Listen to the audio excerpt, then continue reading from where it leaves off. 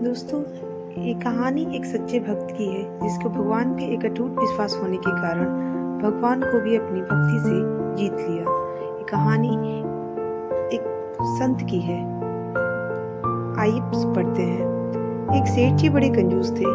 एक दिन उन्होंने अपनी दुकान पर बेटे को बिठा दिया और बोले कि बिना पैसे के लिए किसी को कुछ मत देना, मैं अभी आया। आकाशमात एक संत आए और अलग अलग जगह से एक समय की भोजन की सामग्री लेते थे। उन्होंने लड़के से भी कहा कि बेटा जरा नमक दे दो। लड़के ने एक चम्मच नमक एक डब्बा खोल करके दे दिया। सेठ जी आए तो देखे कि डब्बा खुला पड़ा था। सेठ जी ने कहा कि क्या बेचा बेटा?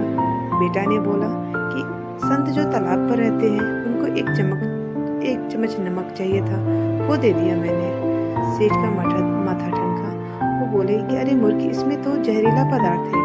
अब सेठ जी भाग भाग कर संत के पास गए। तब तक संत भोजन बनाकर भगवान को भोग लगाकर खाने की थाली लेकर बैठ चुके थे। सेठ जी दूर से ही बोले, महाराज रुकिए, आप जो नमक लाए थे वो नमक नहीं था बल्कि जहरीला पदार्थ था। कृपया करके यह भोजन ना करें। संत जी बोले, भाई हम तो यह प्रसाद लेंगे ही, क्योंकि यह भोग लगा दिया है मैंने भगवान को। भोग लगाकर भोजन छोड़ नहीं सकता। अगर भोग नहीं लगता तो भोजन बेशक छोड़ देता।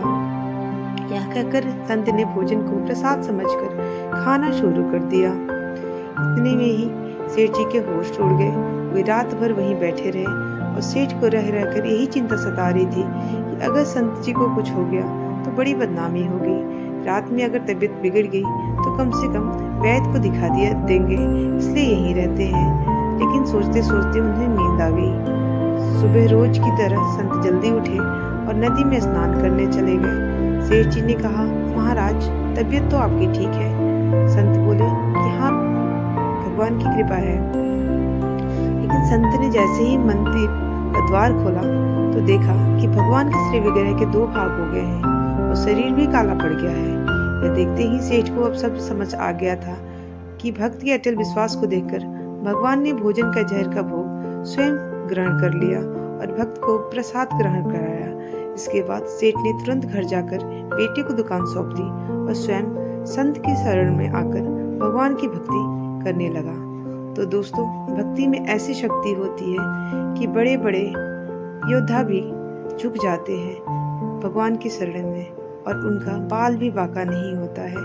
हमेशा भगवान रक्षा ही करते हैं। तो दोस्तों, ये कहानी अगर आपको पसंद आए तो ज़्यादा से ज़्यादा लोगों को शेयर करें और मेरे इस चैनल को सब्सक्राइब करें। धन्यवाद।